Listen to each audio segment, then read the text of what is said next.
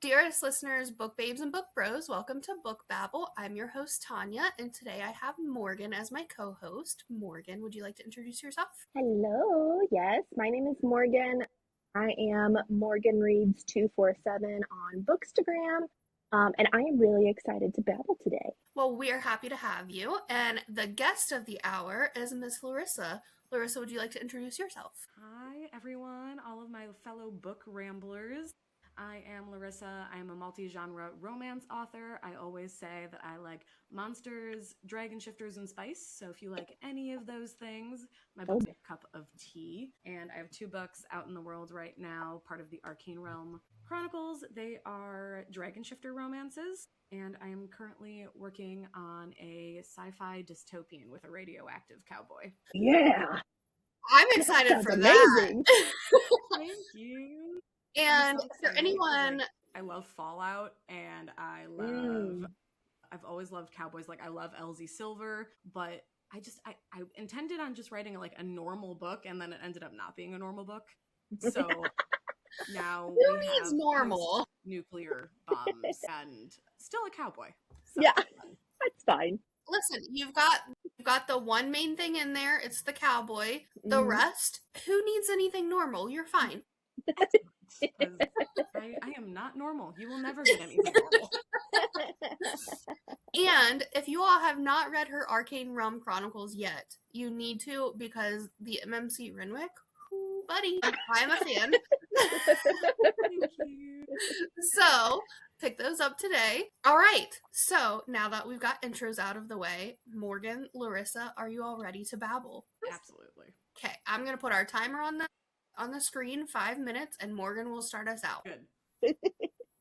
Larissa, in your writings, either like anything you've already published or what you're working on now, is there anything from like your personal life, real life that helps inspire some of your writing? Yeah, absolutely. So my first book, A Realm of Lies and Power, actually started while I was dealing with some really heavy grief. So I don't Mm. think there will ever be a book that I write that doesn't somehow tie in grief and loss. I lost my mom 7 years ago. And then Mm-hmm. I was realizing when I had my baby, when I first started writing my first book, that I had not dealt with that grief as much as I thought I did. So a Yeah, lot of that poured out onto the page. And I'm hoping that people who are broken and dealing with some really hard things are able to find strength in these fictional stories. I love that. Yes, that's beautiful. Thanks. So, on a different note, just to Mhm. bring things back, what is the one scene that you've written that stands out the most, that you like love the most, regardless of what book it is or if it's published or not? Yeah, it is A Realm of Lies and Power, and I think it's because it was the scene that stuck in my head the most. Like, I knew I was going to write the scene before I even started writing the book.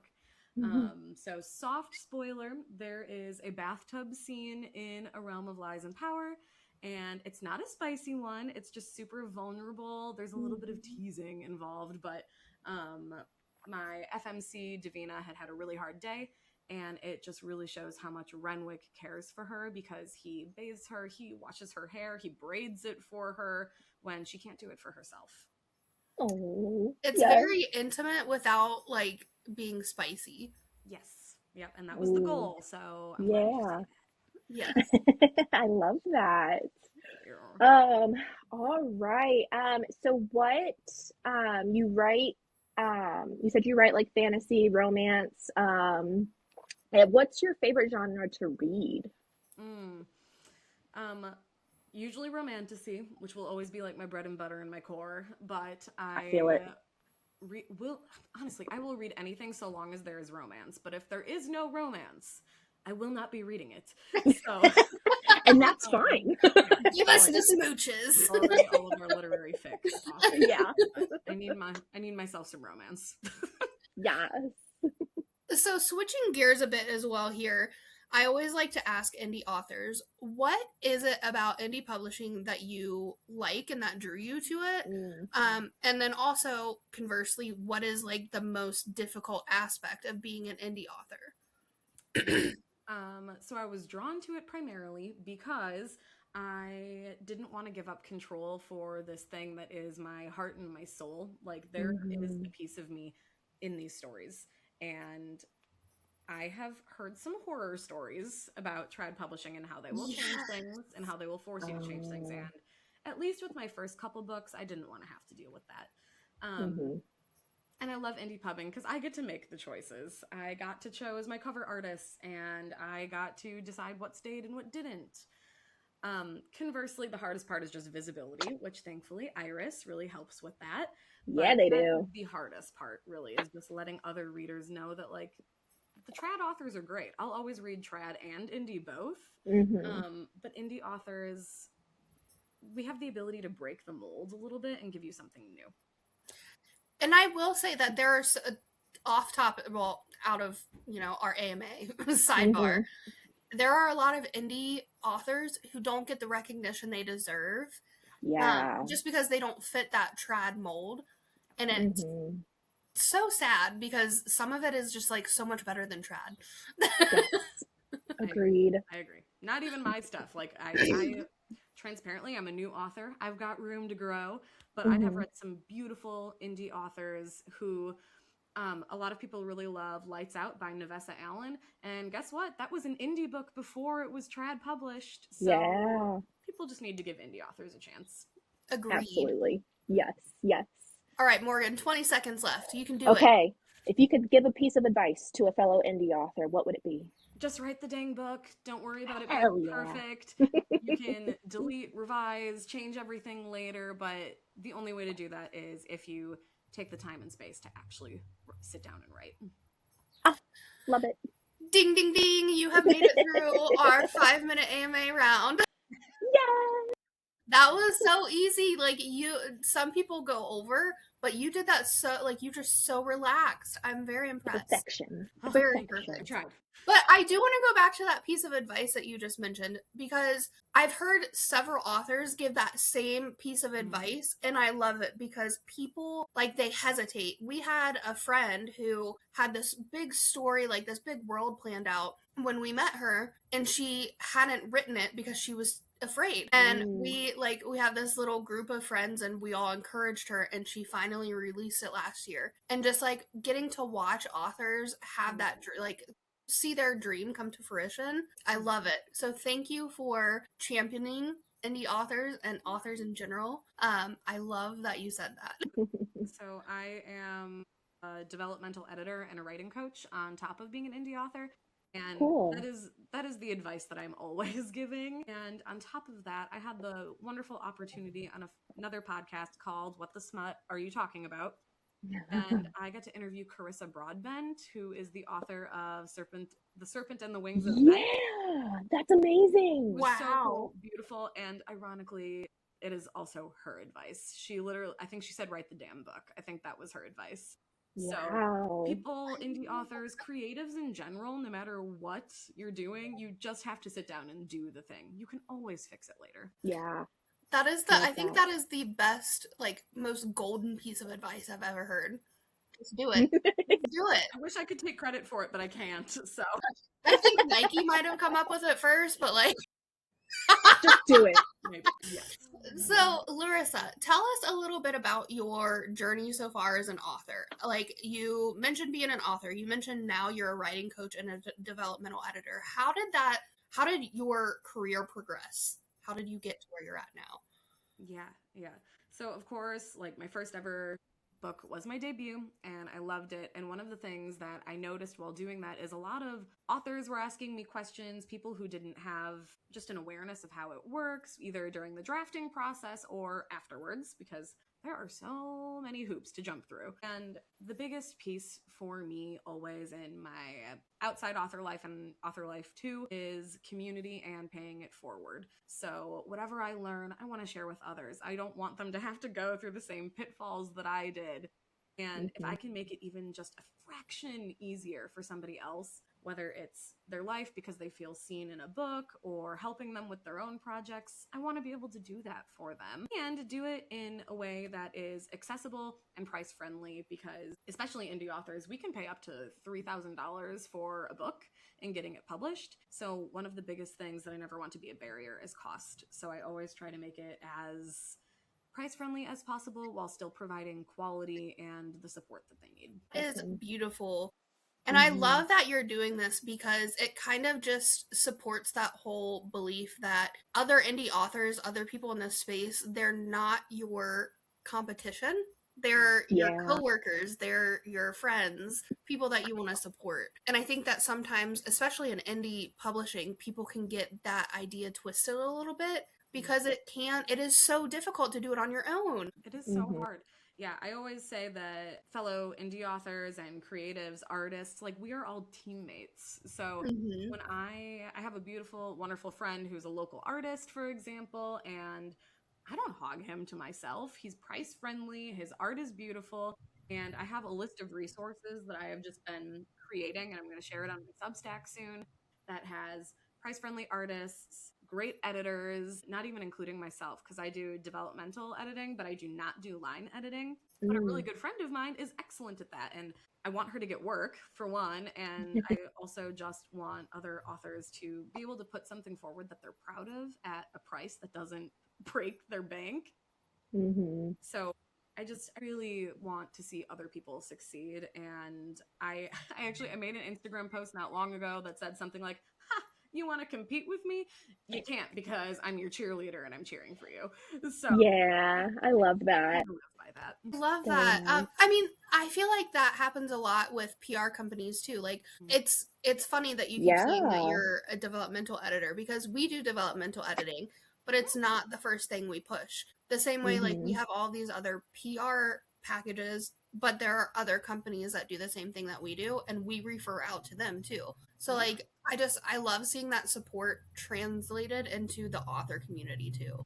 Yes, it does not have to be competition all the time. Like we can refer each other, and like so say I was like, oh my gosh, like my client roster is full, but I know Iris also does developmental editing. Then I refer. Like there you go. Help each other, and there's nothing wrong with doing that. I mean, this list of resources is going to include anything and everything. So PR companies like you, I mean, I loved the way that you two, like, sorry listeners, I'm going to toot Iris's horn for a minute. I got more ARC readers this time around than I ever have before because of you. The giveaway that we did was beautifully done. I am so incredibly grateful, and I want to let other people know that, one, you exist, two, you're very, very price friendly for indie authors, and the ROI is there. So like that's always the biggest question is it worth our money? And especially for you guys, I would say yes, you're worth every penny. Yay! I love hearing that. Thank you.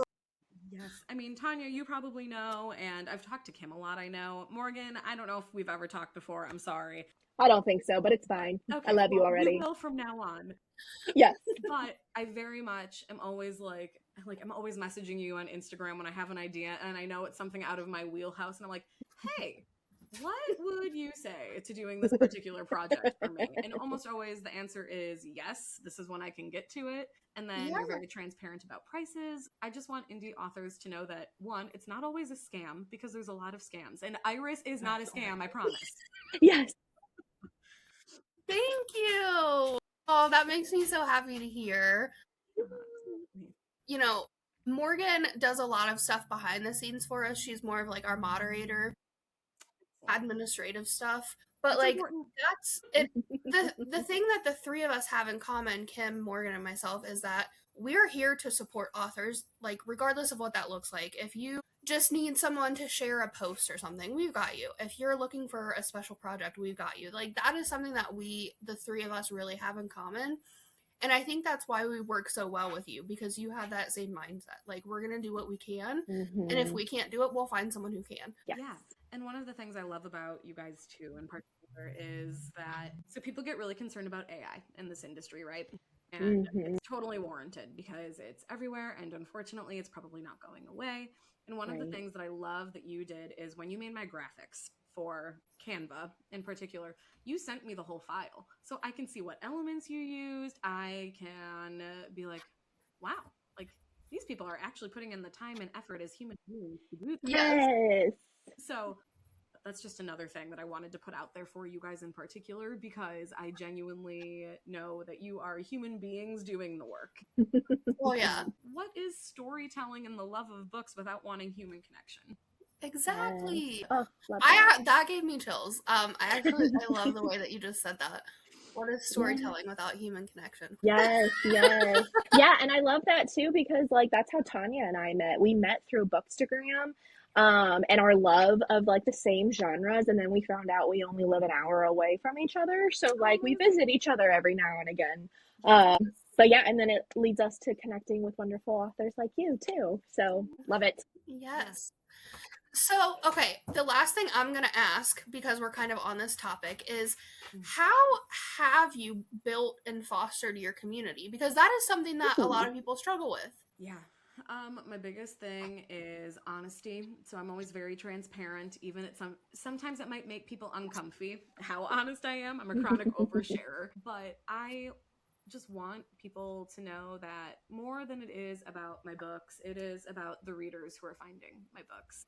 And once I publish a book, like they're not just mine anymore. They're everyone else's too. And I think it's such a beautiful thing when we have the ability as authors and creatives to share something with the world and then have people who resonate with it. So I had a reader very recently message me about a very specific line that did have to do with grief in my book. And then she shared with me that she had lost her brother last year and that this particular line made her tear up, but also feels so wonderfully seen in a way that she hasn't found in another book. And I see that message, and hopefully if that had been anybody else, like they'd still respond, but I make sure I respond to those messages. I respond to as many as I can, because again, it's that human connection. It is that piece of vulnerability, and it's our hearts touching one another's. And I just always want my fostered readership to not be loyal to me as an author, but just to know that I see them, their struggles, and the things that they're going through. And to tack on to that, like you mentioned, doing transparency posts and being very open and honest. So we follow you, obviously. And I'm always seeing you talking, like actually doing, this is a transparency post. This is what the situation I was in. This is how I handled it. Or this is what I did. But on top of that, you're also sharing like tips and tricks and how to improve and how to handle things. So like you're creating this community, but then you're also providing such an invaluable service on top of that to them.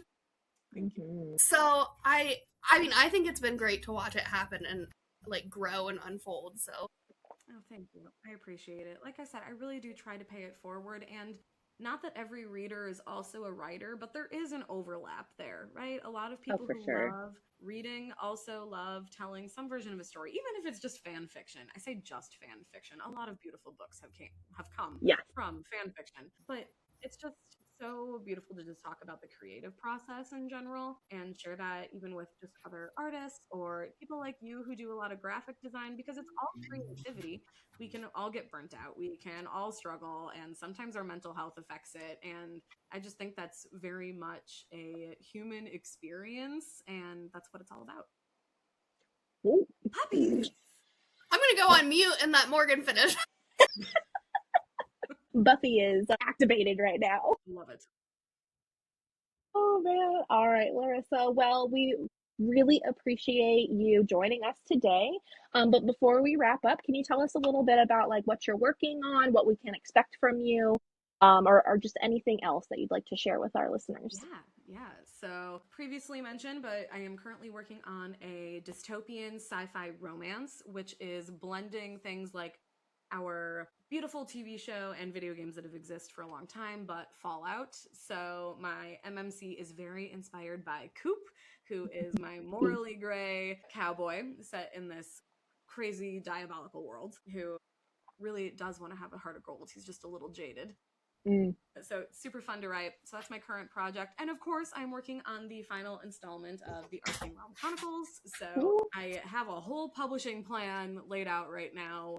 We'll see if my 3-year-old lets me actually do that. Felt. I'm gonna try.